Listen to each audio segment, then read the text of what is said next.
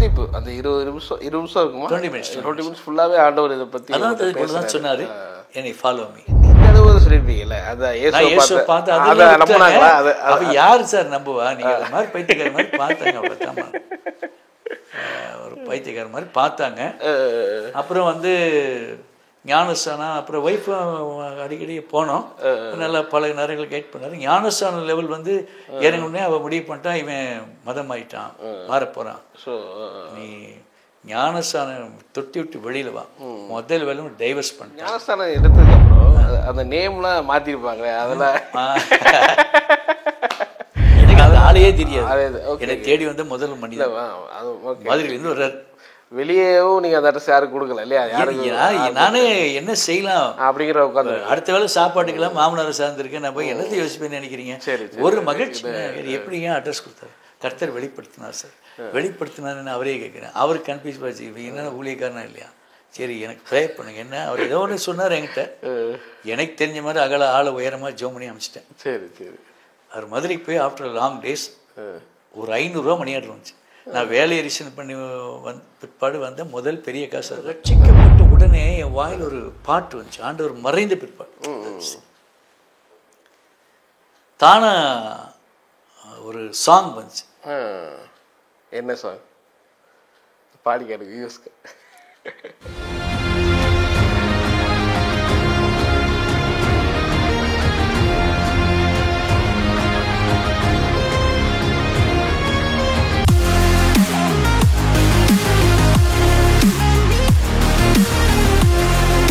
சந்திப்பு அந்த 20 நிமிஷம் இருக்குமா? 20 minutes ஃபுல்லாவே ஆண்டவர் இதை பத்தி அதான் சொன்னாரு, என்னை ஃபாலோ மீ.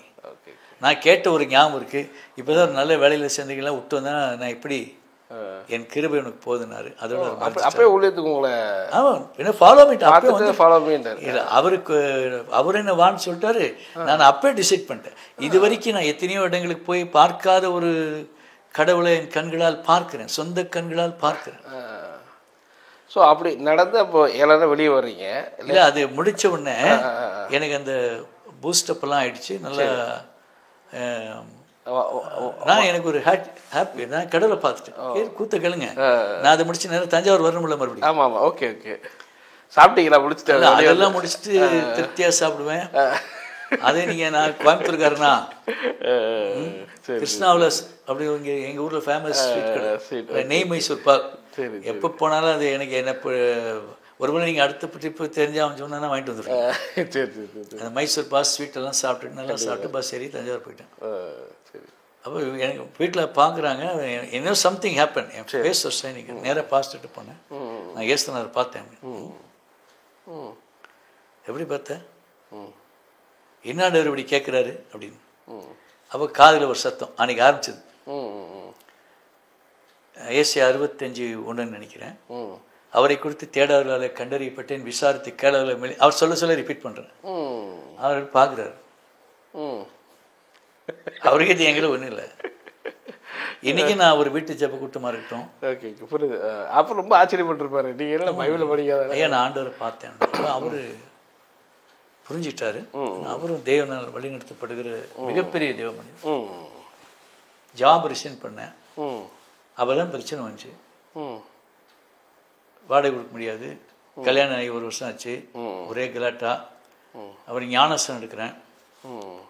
நீங்களாம் எடுத்தது டூப்ளிகேட் ஞானஸ்தானம். நான் எடுத்தது தான் ஒரிஜினல் ஞானஸ்தானம். ஏன்னு கேட்க மாட்டீங்களா? எப்படின்னு கேட்க மாட்டீங்களா? சொல்லுங்க. நீங்களாம் ஞானஸ்தானம் இருக்கும்போது நல்லா ஒயிட் அண்ட் ஒயிட் போட்டு சொந்தக்காரெல்லாம் கூப்பிட்டு சந்தோஷம் பொங்கு பாடி. எனக்கு ஞானஸ்தானம் எடுக்கும்போது தஞ்சாவூரில் எங்கள் ஒய்ஃப் அவங்க அண்ணெல்லாம் ட்ரெஸ் வச்சுருக்காங்க. சரி, ட்ரெஸ் கொடுக்கணுமே. என் ஒய்ஃப் இந்த ஞானஸ்தானம் கதறி கதறி அழுகுறான். இந்து மாப்பிள்ளை கல்யாணம் பண்ண நீ கன்வெர்ட் ஆகிட்ட. அப்போதான் தொட்டியில் பாஸ் சொல்லிட்டு இருக்கிறாரு. இயேசு கிறிஸ்து ஞானஸ்தானம் எடுக்கும்போது வானம் திறந்தது, ஆவியான புறாவை போல இறங்கி வந்தார், நேசகுமார் செவி கொடுத்தார், உனக்கு அப்படியே செய்வார். இவர் திடீர்னு எமோஷன் ஆகி தண்ணி தொட்டி வெளியில வா, முதல் வேலை எங்க அண்ணன் கிட்ட சொன்ன டைவர்ஸ் பண்றது. நான் எனக்கு நேச்சுரலாவே கூட்டு போயிட்டீங்க. ஆனால் ஏதாவது டிஸ்கஸ் சொல்லியிருப்பீங்கல்ல அவங்களுக்கு என்ன இது மதம் மாறு. இப்போ நீங்கள் ஞானஸ்தானம் எடுத்தாலே மதம் மாறுதுன்னு நினச்சிட்டு இருக்கிறாங்க. இல்லை நீ இந்த அளவு சொல்லியிருப்பீங்கல்ல, அதான் இயேசுவை பார்த்து அதை அப்போ யார் சார் நம்புவா? நீங்கள் அது மாதிரி பைத்தியக்கார மாதிரி பார்த்தாங்க, அவ்வளோதான். ஒரு பைத்தியக்கார மாதிரி பார்த்தாங்க. அப்புறம் வந்து ஞானஸ்தானம், அப்புறம் ஒய்ஃபும் அடிக்கடி போனோம், நல்லா பல நேரங்கள் கைட் பண்ணார். ஞானஸ்தானம் லெவல் வந்து இறங்குனே அவள் முடிவு பண்ணிட்டான், இவன் மதம் ஆயிட்டான், மாறப்போகிறான். நீ ஞானஸ்தானம் தொட்டி விட்டு வெளியில் வா, முதல் வேலை டைவர்ஸ் பண்ணிட்டாங்க. எனக்கு நேச்சுரலாகவே கடவுள் இயற்கையில் ஒரு இது கொடுத்துருக்காரு. எந்த சூழ்நிலை ஒரு நிமிஷம் அப்படி எல்லா மனுஷனும் வர மாதிரி ஒரு சஞ்சலம் வருத்தம் வரும், ஆனால் அது உடனே அது இனிமையாக மாற்றிக்கும். பாஸ்டர்கிட்ட சொன்னேன், பாஸ்டர் வானந்த இருந்தால் புறா வரும், அது வரும், நீங்கள் தொட்டிக்கு வெளியில் போனால் டைவர்ஸ் லெட்டர் தான் வரும்னு அவரும் சிரிச்சிட்டாரு. ஓகே, எடுத்து வெளியில் வந்தாச்சு. அவ்வளோதான், வீட்டில் ரகலை ஆரம்பிச்சிருச்சு. ஜாப் ரிசைன் பண்ணிட்டேன், வீட்டுக்கு வாடகை கொடுக்க முடியல, ஒரே போராட்டம் பிரச்சனை, எல்லா மனிதன் வர தனிமைப்படுத்தப்பட்டேன். எங்கள் மாமனார் நல்ல மனுஷன் KP நாராயணன், அவர் தான் நான் பார்த்தேன். கல்யாணம் மாமியார் இல்லை, ஃபோட்டோ தான் பார்த்துருக்கேன். ஆனால் அந்த 2 பெரியவனுக்கு நான் ஒரு சோத்திர சொல்லி தான் ஆகணும். சரி, ஒரு நல்ல ஒய்ஃபை பெற்று கொடுத்துட்டு போயிருக்காங்க இல்லையா. அவர் இருந்தார், ரயில்வே ரிட்டையர்டு எம்ப்ளாயி. சரி, அவர் சொன்னார், அவங்க மலையாளி, பிறந்து பூர்வீகம் கேரளா. சரி, மோனே எனக்கு பென்ஷன் வருது, நான் சாப்பாடு போடுறேவான்னு அவங்க வீட்டுக்கு வர சொல்லிட்டாங்க. சரி சரி, அப்படி தான் 88 லைஃப் ஸ்டார்ட் ஆச்சு. பட் அந்த டைம் உங்கள் ஃபேமிலி சர்க்கிள் இப்போ 5 டெத்து நடந்துச்சு இல்லையா, அதுக்கப்புறம் அதில் அவங்களுக்கு ஒரு இதாச்சா? அவங்கெல்லாம் அப்போ சென்னையில் இருந்தாங்க, எல்லாம் சிதறி கிடந்தா.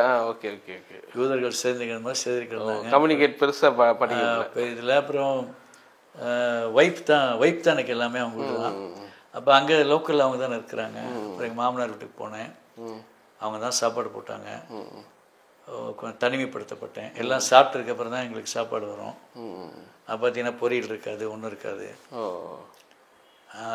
நானாக ராஜரிகமாக கோயம்புத்தூர் இருக்கானுங்க, நல்லா சாப்பிட்டு பழகணுங்க, ஒன்றும் இருக்காது. ஒய்ஃப் என்ன பண்ணுவா, ஒரு கொஞ்சம் மிளகாப்பொடி, ஒரு பூண்டு அப்படி நசுக்கி போட்டு ஒரு தேங்காய் எண்ணெய் ஊற்றி அப்படியே சாப்பிட்டு பாருங்க, நீங்கள் சாப்பிட்டு பாருங்கள், செம்ம டேஸ்ட்டாக இருக்கும். அப்படிலாம் வீட்டுக்கு ஒரு அவங்க மாமனார் வீட்டுக்கு போனதுனால நிறைய பேருக்கு பிடிக்கல. ஒய்ஃபுக்கும் பிடிக்காமல் இருந்திருக்கலாம், வேறு வழியில் ஆப்ஷன் கிடையாது. ஸோ அப்படியே அங்கே இருக்கிறீங்க. பட் ஆனால் இப்போ ஞானஸ்தானம் எடுத்ததுக்கப்புறம் அந்த நேம்லாம் மாற்றிருப்பாங்களே, அதெல்லாம் ஒரு நடந்துச்சாங்க.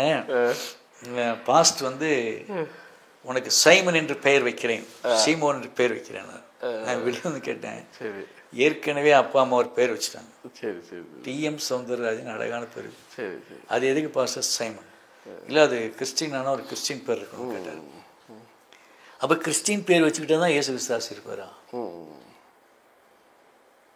நான் கேட்டேன்.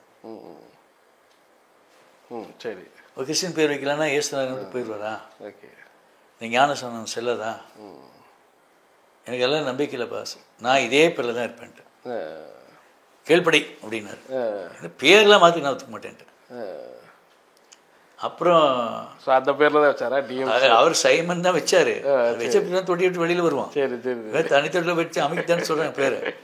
அப்புறம் ஒரு 15 ரூபா பைபிள் சிகப்பு சாயம் போட்டு, அது வாங்குறதுக்கு காசு இல்லை. சரி, எப்படியும் அவர் தான் கொடுத்தாரு. அதை வாங்கி ஓகே ஓகே அப்படி எடுத்தோடனே பைபிள் பிரித்தேன்.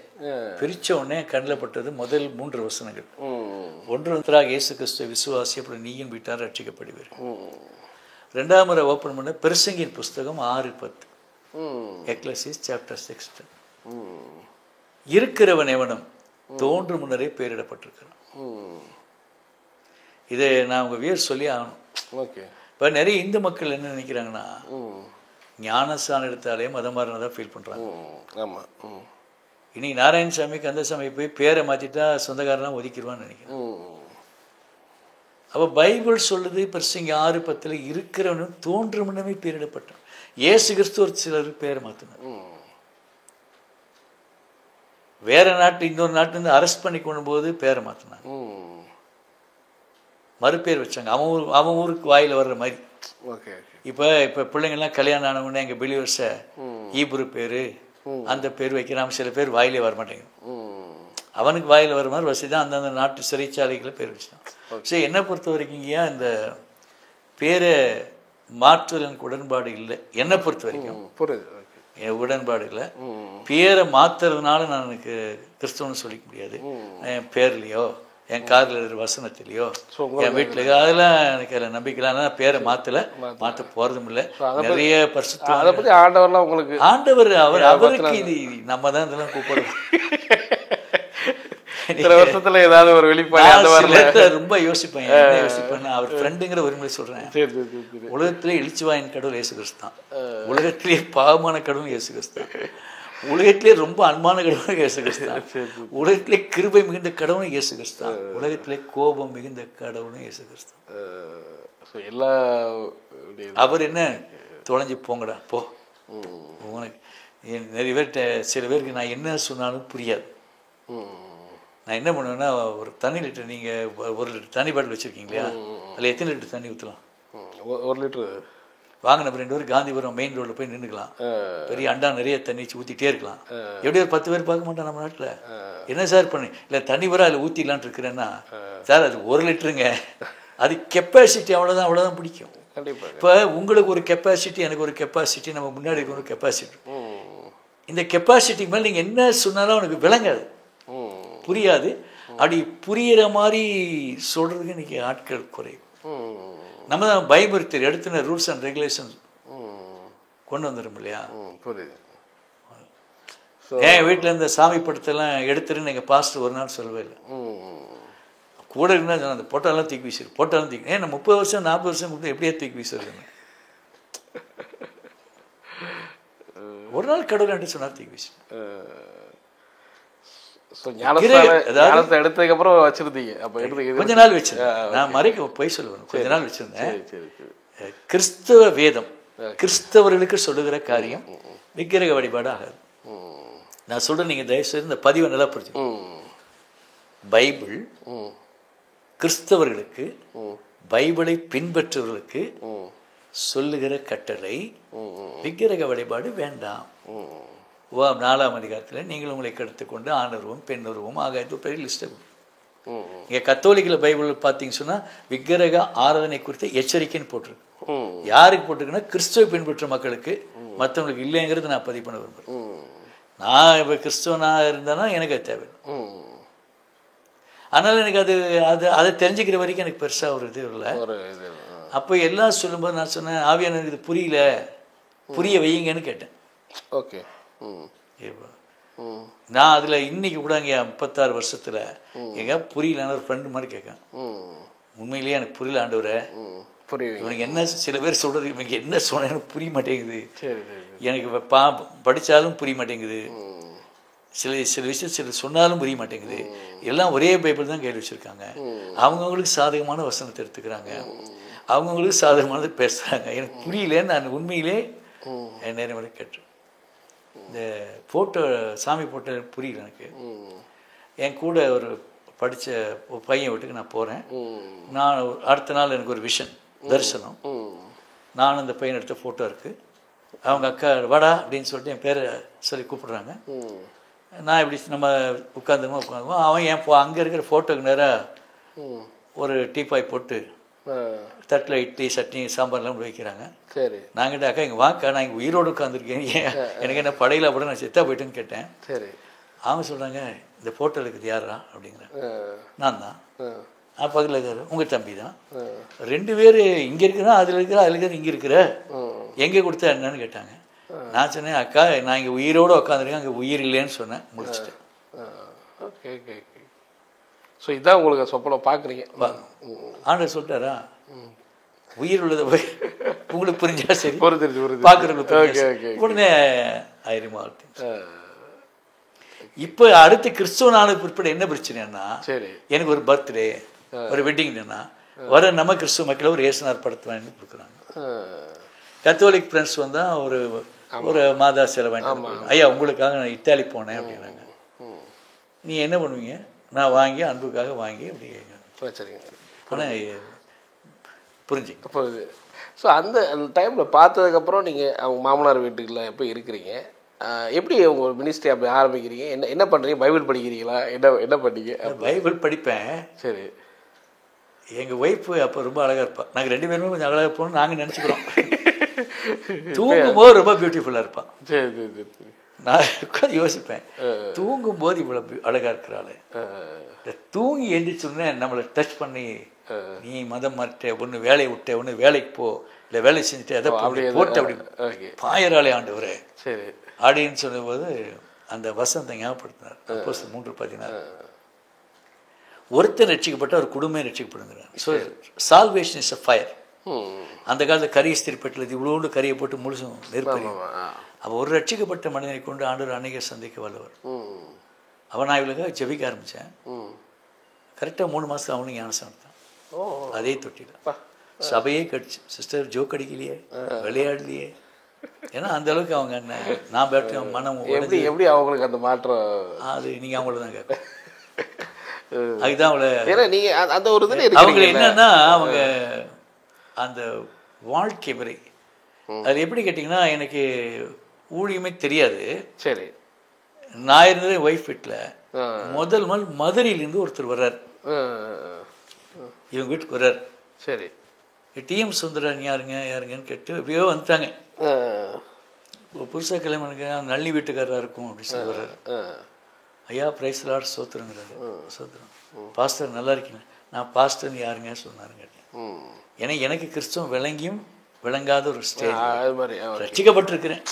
ஒரு 6-7 மாதம் பைபிள் படிக்க ஆரம்பிச்சு ஆவியானவர்களை போக சொன்னாருங்க. ஆவியானவர் போக சொன்னார். இந்த அட்ரஸ் எப்படி ஆண்டவர் அட்ரஸ் கொடுத்தாருங்க. அந்த அட்ரஸ் அப்போ யாருக்குமே எனக்கு அந்த ஆளையே தெரியாது. என்னை தேடி வந்த முதல் மனிதன் மதுரையிலேருந்து வர்றாரு. வெளியேவும் நீங்கள் அந்த அட்ரஸ் யாருக்கு கொடுக்கல இல்லையா? யாருக்கு நானே என்ன செய்யலாம் அப்படிங்கிற உட்காந்து அடுத்த வேலை சாப்பாட்டுக்கெல்லாம் மாமனாரை சார்ந்திருக்கேன். நான் போய் என்னத்தை யோசிப்பேன்னு நினைக்கிறீங்க? சரி. ஒரு மகிழ்ச்சி. ஓகே. யாரும் தேடி வந்து இயேசு கிறிஸ்து உண்மையான கடவுள் தெரிஞ்சுட்டேன். புரியுது. எங்கள் வீட்டில் அதுக்கப்புறம் ஒரு பெரிய சேஞ்ச். இந்த சாவு பயமெல்லாம் போயிட்டு அதுக்கப்புறம் யாருமே சாகலை. ஓகே. கட்டுகள்லாம் உடஞ்சி போச்சு. அது ஆண்டவரே வெளிப்படுத்த. அது உங்களுக்கு ஆனால் உணர்ந்துட்டீங்க அது ஃபுல்லாகவே. இப்போ இந்த இவர் வந்து இப்படி சொல்கிறாரு. எப்படி ஏன் அட்ரஸ் கொடுத்தாரு? கர்த்தர் வெளிப்படுத்தினார் சார். வெளிப்படுத்தினாருன்னு அவரே கேட்குறேன். அவருக்கு கன்ஃபியூஸ் ஆச்சு. இப்போ என்னென்ன ஊழியக்காரனா இல்லையா? சரி எனக்கு ப்ரே பண்ணுங்க. என்ன அவர் ஏதோ ஒன்று சொன்னார் என்கிட்ட. எனக்கு தெரிஞ்ச மாதிரி அகல ஆளை உயரமாக ஜோம் பண்ணி அமைச்சிட்டேன். சரி சரி. அவர் மதுரைக்கு போய் ஆஃப்டர் லாங் டேஸ் ஒரு 500 மணி ஆர்டர் வந்துச்சு. நான் வேலையை ரிசைன் பண்ணி பிற்பாடு வந்த முதல் பெரிய காசு அதுதான். ஒரு லெட்ரு பின்னாடியே ஒரு லெட்ரு. நீங்கள் ஐயா நீங்கள் ஜெபித்தீர்கள், நான் ஒரு குறிப்பிட்ட பிரச்சனைக்காக வந்தேன், விடுதலை கொடுத்தார், கர்த்தருக்கு ஸ்தோத்திரம், என்னால் இயன்ற ஒரு சிறு காணிக்கை. என் சிறு காணிக்கையா? நம்ம அப்போ 17-18 ரூபா சம்பளம் வாங்கினாலுக்கு கையில் காசு இல்லாமல் தான். பின்னாடி தெரிஞ்சிட்டேன். நீ எழுந்து கடலூர் இன்னார் வீட்டுக்கு போ, என்னோட தேடி ஆண்டர் பைபிள் அட்ரஸ் கொடுக்கலாம் பார்த்து. ஸோ ரட்சிக்கப்பட்டது, ஆண்டவரை தரிசித்தது ஒரு மிகப்பெரிய இனிமையான அனுபவம். பட் அந்த இது ஒரு பயங்கர ஹாப்பி இல்லை? திடீர்னு ஒருத்தர் வர்றாரு. ஆமாங்க. ரட்சிக்கப்பட்ட உடனே என் வாயில் ஒரு பாட்டு வந்துச்சு. ஆண்டவர் மறைந்த பிற்பாடு தானா ஒரு சாங் வந்துச்சு. என்ன சாங்? பாடிக்க எனக்கு யூஸ். உள்ளம் கையில் வரைந்தவரை என் உணர்வினில் ஒன்றாய் கலந்தவரை, உள்ளம் கையில் வரைந்தவரை என் உணர்வினில் ஒன்றாய் கலந்தவரை, எனக்காய் மரித்தவரை, எனக்காய் மரித்தவரை, எனக்காய் உயிர்த்தவரை துதிப்பேன் துதிப்பேன், காலமெல்லாம் துதிப்பேன் நாதனை, சிலுவை நாதனை, நாதனை, சிலுவை நாதனை, சுவை துதிப்பேன். ராகத்தோடு. ஸோ அவர் பார்த்து முடிச்சதுக்கப்புறம் இந்த பாடல் வருது. அது அதிகமாக ஒரு 50 பாட்டு எழுதியிருக்கேன். ஒரு 8 பாட்டு கோலார் தங்கவையில் பெனியர் சர்ச் இருக்கு. ஓகே. பாஸ்டர் லூயிஸ் பால்கன், ஒய்ஃப் ஜெர்மன் லேடி. ஓகே. அவங்களுக்காக இந்த சபையில் அவங்க ரெக்கார்டிங் திட்டம் தான் முதல் கனி அவங்களுக்காக 2000 பாடி அங்கேயே ரெக்கார்ட் பண்ணி. அவங்க ஜெர்மன் லேடியாக இருந்தாலும் நல்லா தமிழ் கற்றுட்டு நல்லா பாடுவாங்க. என் ஹை கர்நாடிக் சாங்குன்னு அவங்க பாடியிருக்காங்க. Super super. என்ன இப்படி கர்நாடிக் படித்தோம் ஒரு பிரபலமான தேவமண்டலத்தில். ஆனால் நமக்கு இப்போல்லாம் அந்த ராகங்கள் சுரங்கள் அதெல்லாம் மறந்து போச்சு. பட் நான் ஒரு பாட்டுன்னு ஆண்டர் கொடுத்தாருன்னா அது ராகம் தாளம் இசையோடையே வந்துடும். பாட்டு நான் ஸோ இந்த பாடல் உங்களுக்கு வந்தது. பட் ஆனால் உங்களுடைய மினிஸ்ட்ரியில் அப்படியே நீங்கள் ஆரம்பிக்கிறீங்கல்ல, இப்படி ஒருத்தர் வராரு, இப்படி ஒரு காணிக்கை வருது, அதுக்கப்புறம் என்ன நடக்குதோ இவங்களும் ரசிக்கப்படுறாங்களா? மனைவி 3 மாதம் கழிச்சு நாங்கள் 2 பேர் ரசிக்கப்பட்டப்போ தான் எங்களுக்கு பிரச்சனை ஆரம்பிச்சது. எப்படி கேட்டிங்கன்னா முதல்ல மனைவி மட்டும்தான் எனக்கு பிரச்சனை. சரி, ஓகே. ரசிக்கப்பட்ட ஊழியர்களால் எங்களுக்கு பிரச்சனை. நாங்கள் ரட்சிக்கப்பட்ட சபைக்கு தான் போயிட்டு இருந்தோம். நீங்கள் டைலாக் அந்த பதிவை நீங்கள் நல்லா கவனிக்கணும். சரி சரி. ரட்சிக்கப்பட்ட பிற்பாடு என் மனைவி ரட்சிக்கப்படாத வரைக்கும் எனக்கு மனைவி தான் பிரச்சனை. சரி சரி சரி. நாங்கள் 2 பேரும் ரட்சிக்கப்பட்ட பிற்பாடு ஊழியர்களால் எங்களுக்கு பிரச்சனை. எப்படி கேட்டிங்கன்னா நாங்கள் ஒரு சபைக்கு போகிறோம். சரி. ஒருத்தர் எங்கள் வீட்டுக்கு வர்றாரு. இப்போ நான் ஏற்கனவே தஞ்சாவூரில் ஒரு குட்டி விஐபி, ஸோ எல்லாம் தெரிஞ்சிட்டாங்க. ஒவ்வொருத்தராக வர ஆரம்பித்தாங்க. அந்த ஐயா சொல்கிற டாக்டரின் தப்பு அப்படின்னாங்க. நான் சொன்னேன் அதை பற்றி பிரச்சனை இல்லை, அவர் தானே வழி நடத்தினான்ட்டேன். ஒருத்தர் வருவாங்க, நீங்கள் நகை போடக்கூடாதுங்க, நகை போட்டால் நீங்கள் என்ன செய்யக்கூடாது, பரலவராஜ் போக முடியாதுன்றாங்க. நான் ரசிக்கப்பட்டப்போ பக்கத்தில் வேளாங்கண்ணி நினச்சா வேளாங்கண்ணி கோயிலுக்கு போவேன், ஆள் வீரம் கேண்டீன் எதையும் ஒன்று பண்ணுவேன். இன்னொருத்தர் வந்தார். சரி. அவர் வந்து ஒரு பேஜ் எடுத்து விக்கிரகாரனுக்கு நரகத்தை போடப்படுவான்ட்டார். இப்படி இன்னொருத்தர் வருவார், அவர் ஒரு இதை சொல்வார். இன்னொருத்தர் நகையை போட்டுக்க எதையோ பண்ணிக்க, ஏன் சர்ச்சுக்கு வா, எனக்கு மட்டும் இது பண்ணுப்பாரு. இப்படி எல்லாம் கன்ஃபியூஸ் ஆயிடுச்சு. நான் சொல்கிற பழமொழி சில சரியாக இருந்தால் இங்கிலீஷ் ஒரு பழமொழி கேள்விப்பட்டிருக்கேன். A well-known devil is better than unknown angel. தெரியாத தேவதை விட தெரிஞ்ச பிசாசு. இப்போ எனக்கு கன்ஃபியூஸ் ஆகி போச்சு. எல்லார் கையிலும் ஒரே பைபிள் தான் இருக்கு. இதை விட ஒருத்தர் வந்தார், அவர் எனக்கு மறக்க முடியாது. நீங்கள் ஒரு வீட்டுக்கு போகிறீங்க தம்பி, முதலாளி வந்து வேலைக்காரனை கூப்பிட்டு ஒரு காஃபி வாங்கிட்டு வான்னு சொல்கிறாரு. அவன் காஃபி வந்து கொடுக்குறான். காஃபி வாங்கிட்டு வான்னு கமெண்ட் பண்ண முதலாளி பெரியாளா, வாங்கிட்டு வந்தான் பெரியாளான்னு கேட்டார். நான் தான் ஓனர் தான் பெரியாள். அப்போ நீ எதுக்கு ஏசுனார் மூலமாக போயிட்டுருக்குற, நீ டைரெக்டாக அப்படி வந்துரு. புரியுதுங்களா? இதெல்லாம் ஒரு கன்ஃபியூஸ் ஆகி என்னடா நம்ம இந்த எங்கள் காஸ்ட்டில் தான் இந்த பிரிவு அந்த பிரிவு இருக்குது, இது நம்ம ஏதோ ஒரு இயேசுநாதரை பார்த்துட்டோம். அதில் உண்மையிலே இன்றைக்கி நான் உங்களுக்கு முன்னாடி கடவுள் மாதிரி உண்மையை சொல்கிறேன், நான் மட்டும் பிரத்யட்சமாக இயேசுவை தரிசிக்கலை, இயேசுனோடு பேசுகிறேனாயா, நான் எப்போவே பின்மாறி போயிருப்பேன். அதுக்கு காரணம் இந்த கிறிஸ்தவங்களாம் தான் இருப்பாங்க.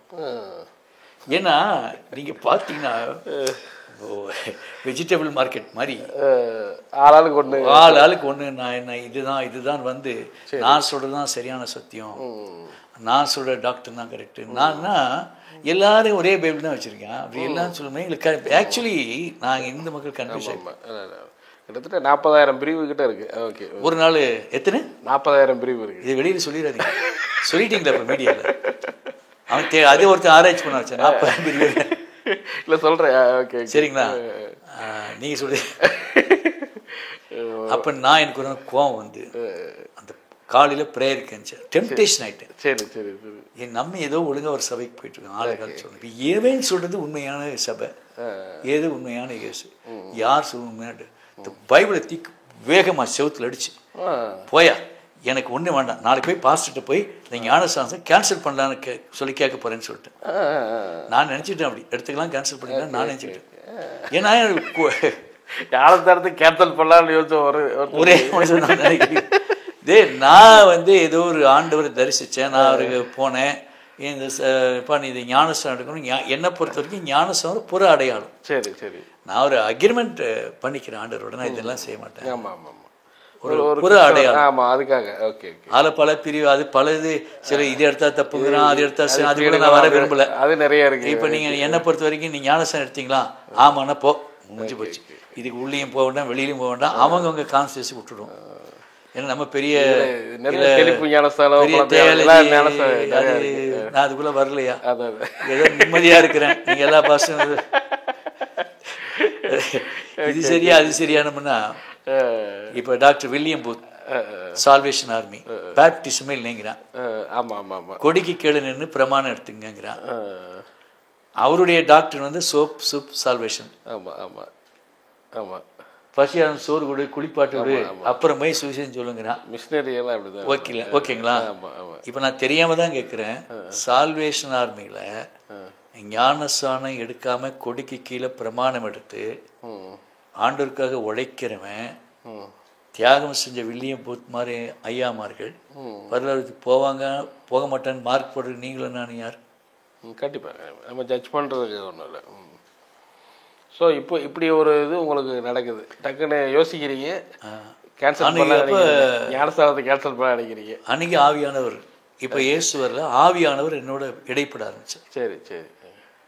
நான் முதல்ல சொன்ன பார்த்தீங்களா அந்த ஹோட்டலில் தங்கி ஆமாம் ஆமாம் ஆமாம் ஆமாம். பின்னாடி தெரிஞ்சிட்டேன். எபேசியர் 4:6 எல்லாருக்கும் ஒரே தேவனும் ஒரே பிதாவும் அவங்களை எல்லாரும் மேலும் நல்லா கவனிக்க, உங்கள் எல்லாரும் மேலும் உங்களை எல்லாரோடும் உங்களை எல்லாருக்குள்ளும் இருக்கு.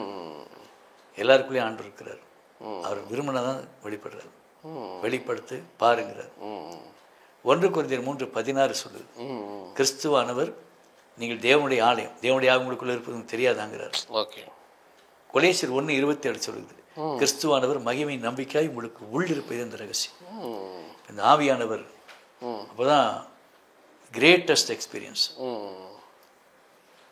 என்னோட ஒரு ஆள் தத்துவம் ஆவியினே சொல்லக்கூடாதுன்னு தான் சொல்லுவேன். ஆவியானவர். ஓகே. அவர் மகனே யார்? நான் தான் பரிசுத்த ஆவியானவர். I am the Holy Spirit. I am your comforter. I am the Jesus. I am the Father. I am the Holy Spirit. என்ன இவ்வளோ கோபமாறு, என்ன இவ்வளோ டென்ஷன் ஆகுறேன்னு கேட்டார்.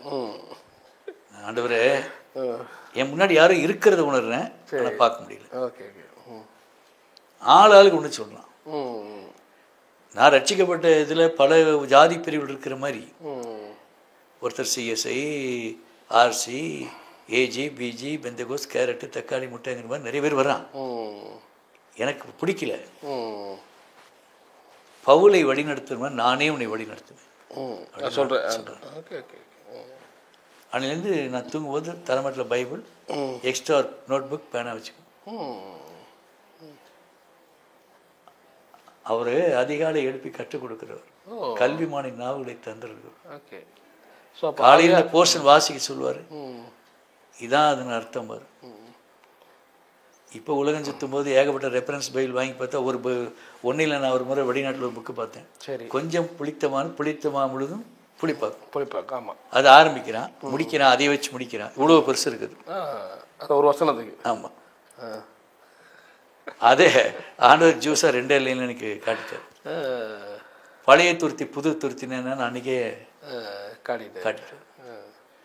அப்போது பவுல் ஒரு இடத்துல பேதுருவார் சொல்கிறாரு, ஒரு மனுஷனால் பெற்றதும் மனுஷனால் கற்றதும் இல்லை, தேவனை வெளிப்படுத்தினார்னு என்னுடைய ஆண்டவர் தான் எனக்கு எல்லாமே சொல்லி கொடுத்தார், சொல்லி கொடுத்து கொண்டும் இருக்கிறார். ஓகே. அப்போ நீங்கள் அதுக்கப்புறம் போகல சர்ச்சுக்கு? அதுக்கப்புறம் அவர் போய் கேட்கல? அது கேட்டேன். அப்புறம் நான் சர்ச்சுக்கு போய் சொன்னேன் பாஸ்டர்கிட்ட, பரிசுத்தாவியானவர் இங்கே வா, எல்லாம் வரும், இங்கே சொல்கிறது கேளு, வேதத்தை படி. சரி.